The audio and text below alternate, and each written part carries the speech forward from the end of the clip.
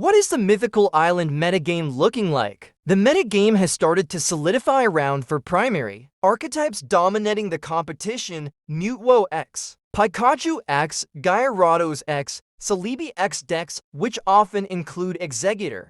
While Mutwo X was the most represented archetype in the upper brackets, it struggled to reach the very top. Only one Mutwo X deck advanced to the top 8, compared to 3 Pikachu X decks. Ultimately, these efforts couldn't stop Sushi 5884, who claimed first place with a Celebi X deck. The new Snivy from the Blastwa drop event was added as a one-of. It can attack on curve unlike the Mythical Island Snivy, however, with 10 less HP and no offensive role in most situations. The choice likely has minimal impact. Sushi 5884 opted to play 2 Exeggutor X for the early game pressure, but also 1 Exeggutor from Mythical Island to have a reliable beater in the late game. Another Exeggutor strategy reached the top cut, but this one used a completely different engine, originally pioneered by Jeff Hoogland and refined with updates from Mythical Island. Slowpoke piloted an Exeggutor Greninja list to a strong top for finish.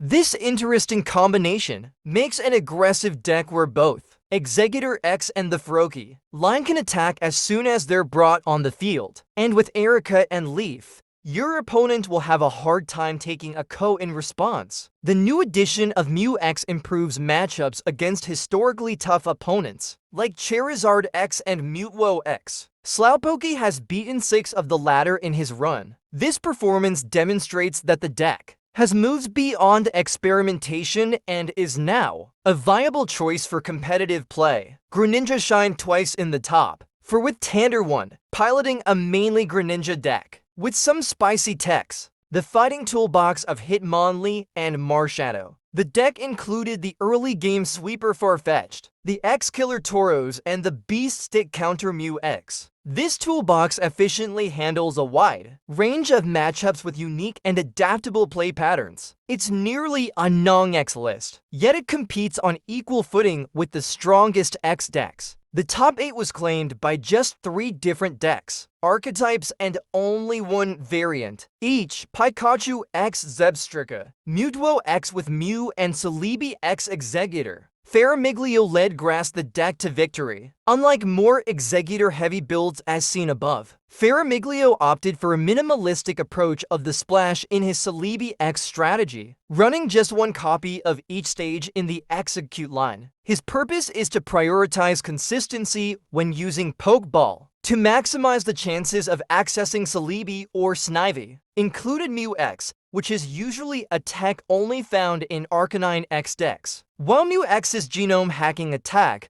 has a steep energy cost 3 stars of, it doesn't detract too much from the energy need of the deck thanks to Moltres X's Inferno Dance. Unlike the other Pokémon, Mew X doesn't rely on evolving to deal big damages against stronger Pokémon. If the deck struggles to find its evolution pieces in time, it can be a crucial tool to not fall behind. Despite the strong showing of fire decks, Santine Goob claimed victory with a Pikachu X Zebstrika deck. But not just that, he also ran the newly introduced Joltik and Galvantula from Mythical Island. Galvantula's Electro-Ib attack is a slightly more powerful version of Arbok's corner attack, as it also traps the defending Pokémon. The line functions similarly to Voltorb and Electrode, as it can potentially knocks out a big threat by turn 2, such as Moltres X, and without requiring Giovanni. The bigger damage output is offset by a much more frail bulk,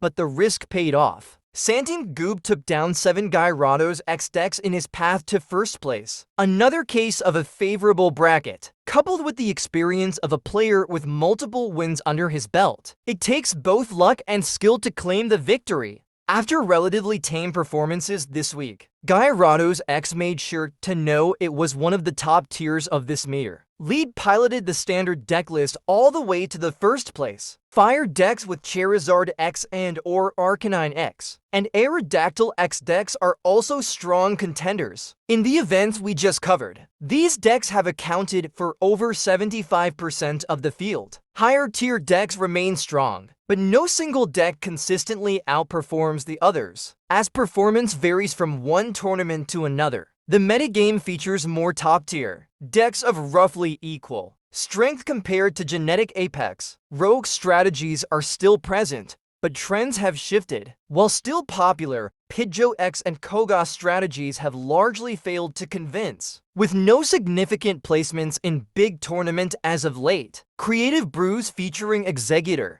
Greninja or the Fighting Toolbox are putting up decent results and have proven capable of competing against the higher tier decks. To maximize your chances of winning, the best strategy seems to be anticipating the tournament metagame based on results from previous major events. Alternatively, sticking to your pet deck is the safest option, as your familiarity with its play patterns ensures better optimization through experience.